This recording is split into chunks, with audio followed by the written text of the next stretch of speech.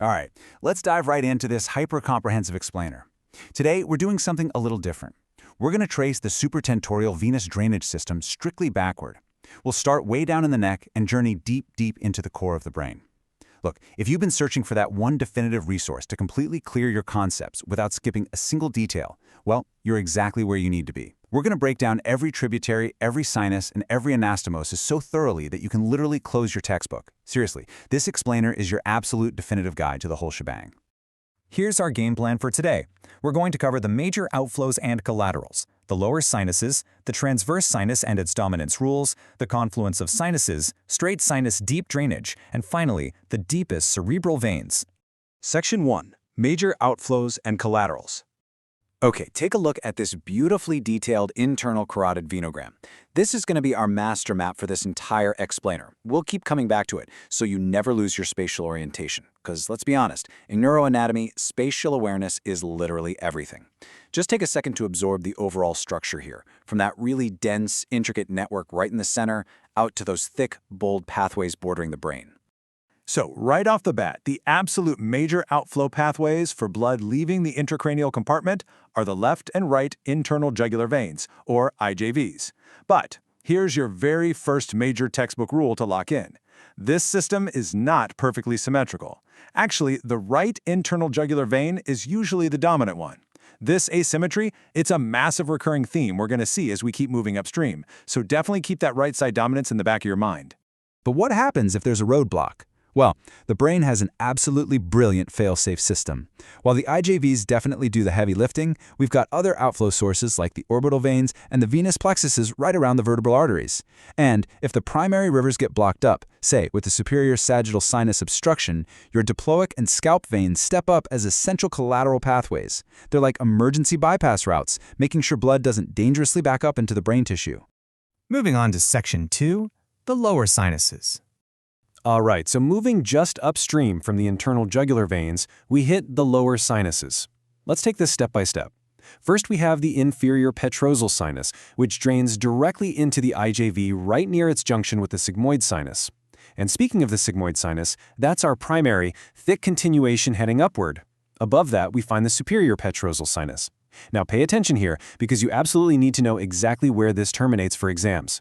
It ends at the sigmoid sinus, precisely within 1 centimeter of the junction where the sigmoid meets the transverse sinus. That level of anatomical pinpointing is crucial.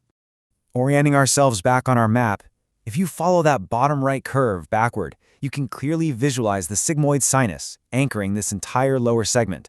It's acting like a massive funnel, directing blood down toward the jugular. Next up, Section 3, Transverse Sinus and Dominance Rules.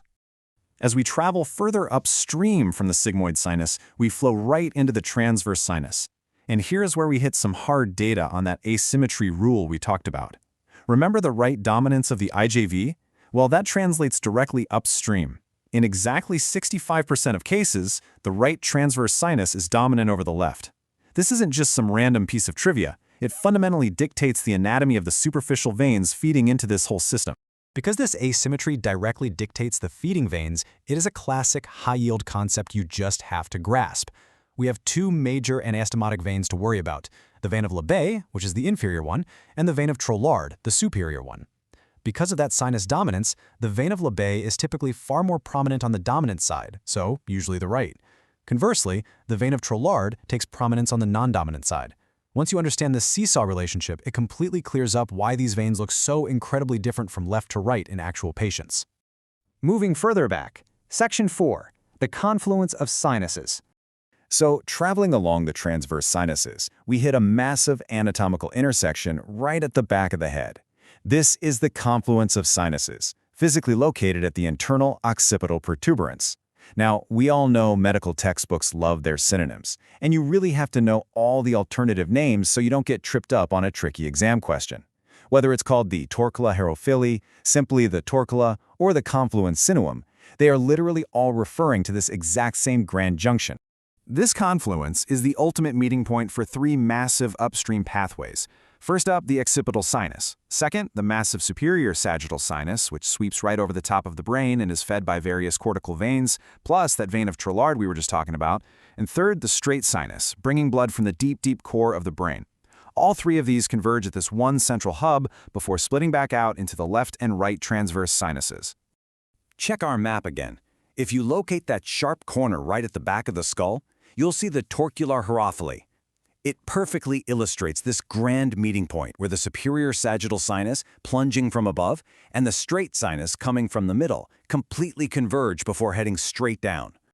All right, Section 5, straight sinus deep drainage. Now let's leave those superficial edges behind and trace the straight sinus strictly upstream, right into the deeper, central core of the brain. Breaking it down mathematically, if we walk backward up the straight sinus, we find it's formed by exactly two primary upstream tributaries joining forces. The first is the inferior sagittal sinus, running right along the lower edge of the falx cerebri. The second, that would be the great cerebral vein, which is pretty much universally known as the vein of Galen.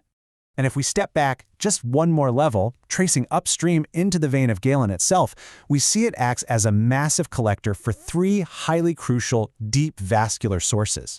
It pulls blood from the precentral cerebellar vein, the basal vein of Rosenthal, and the internal cerebral vein. This right here, this is the absolute heavy lifting of the brain's internal drainage system. And honestly, this visual brilliantly illustrates our upstream journey. If you follow that thick, straight sinus inward, right where it seems to end, bam, you hit the great cerebral vein of Galen branching out. And just below that, you can actually spot the basal vein of Rosenthal feeding right in. It is a perfectly logical plumbing system when you trace it in reverse like this. Finally, Section 6, the deepest cerebral veins. We have officially reached the furthest, deepest little creeks in our venous river system. This is the true center of supratentorial drainage. Tracing the internal cerebral vein upstream brings us to a really important landmark known as the foramen of Monro, which is also commonly referred to as the venous angle. Right at this angle, the internal cerebral vein is officially formed by the convergence of two very specific deep veins, the anterior septal vein and the thalamostriate vein. Look right at the absolute center of our venogram. See those delicate lines labeled septal vein and thalamostriate vein originating deep within the brain's core? Those tiny starting points kick off this incredible cascade that flows into the internal cerebral vein, then to the vein of Galen, to the straight sinus, and all the way back down to the jugular. It's just wild. And that brings us to our wrap-up, the complete venous map.